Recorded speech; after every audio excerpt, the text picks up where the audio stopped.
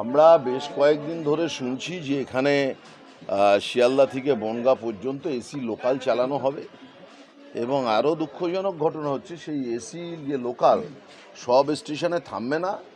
এই না থামার জায়গাগুলোর মধ্যে অশোকনগরও আছে, অর্থাৎ অশোকনগরে এই ট্রেন থামবে না। স্বাভাবিকভাবেই অশোকনগরে যাত্রী সাধারণ যারা আছেন তারা অসুবিধার সম্মুখীন হবে, মানে রেলের এই সুযোগ থেকে তারা বঞ্চিত হবে, এই পরিষেবা থেকে বঞ্চিত হবে। তো আমি এলাকার স্থানীয় বিধায়ক হিসেবে আমার দায়িত্বের মধ্যে পড়ে বলে আমি স্বতঃপ্রণীতভাবে রেলের স্টেশন ম্যানেজারের কাছে এসেছি। উনিও আমার কথা সম্মতি দিলেন যে হ্যাঁ, তার কাছেও সেরকম খবর আছে। এইটা কেন, এর প্রশ্নের উত্তর তিনি দিতে পারেন।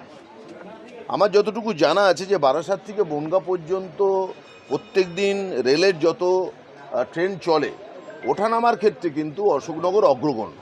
অর্থাৎ এখানে এত ব্যাপক প্যাসেঞ্জার যাত্রী সাধারণ ওঠানামা করে, বাণিজ্যিক দিক থেকে রেলের ভাবতে গেলে এই জায়গাটা পোটেনশিয়ালিটি রয়েছে। কোন চর্চা, কোন পর্যবেক্ষণে রেল এই জায়গাটাকে বাদ দিল, এটা আমার বোধগম্য হলো না। সেই প্রশ্নটা করেছি, কিন্তু স্টেশন ম্যানেজার আপনারাও ছিলেন, জানেন যে তার সদুত্তর দিতে পারেনি।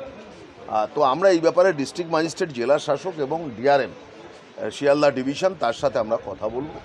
এছাড়াও এখানকার স্থানীয় এখানে সেই আদ্যিকালের সেই বদ্যি শেড, একটা করে শেড রয়েছে, আরও যে বৃহত্তর, এখান থেকে ব্যাপক পয়সা রেল আয় করে, কিন্তু এখানকার যাত্রীদের স্বাচ্ছন্দ্য সম্পর্কে রেল ভীষণভাবে উদাসীন এবং তাদের অবহেলা চোখে পড়ার মতো।